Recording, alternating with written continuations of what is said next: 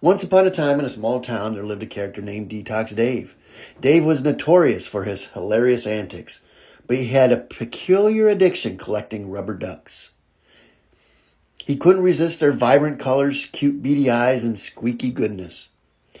Dave's addiction had gotten out of control, with rubber ducks taking over his entire house. One day, he decided he needed to kick the habit and go cold turkey.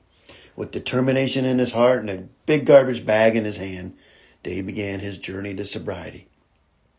But breaking free from rubber ducks was no easy feat. As Dave walked down the street, he couldn't help but notice rubber ducks everywhere. In every shop window, on every street corner, even in people's front yards, rubber ducks seemed to mock him, calling out, "Quack, quack, Dave, come and collect us." Determined to resist the temptation, Dave tried distraction. He took up knitting, thinking it would occupy his hands and mind. Soon his house was filled with rows upon rows of knitting duck sweaters, each one more elaborate than the last. Friends and neighbors couldn't help but chuckle at the sight of Dave, surrounded by his peculiar creations. Undeterred, Dave sought solace in exercise.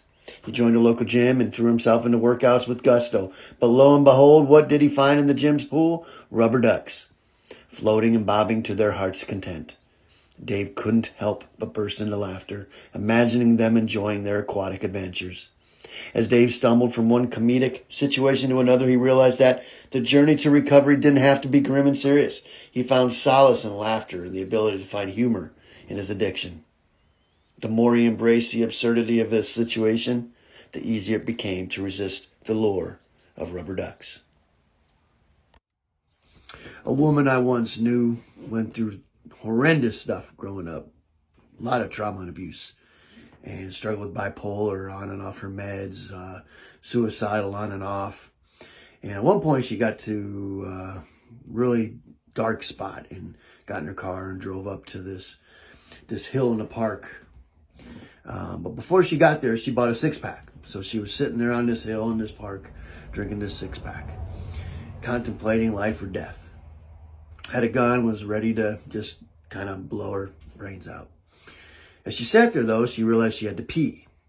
And so she decided to get out of the car and go to the bush and relieve herself. On the way back to the car, this park ranger was driving by, saw her, said, "Hey, what are you doing?" She told the whole story, broke down, and she is alive today. The moral of the story is, if she hadn't have been drinking that beer, her bladder would not have been full.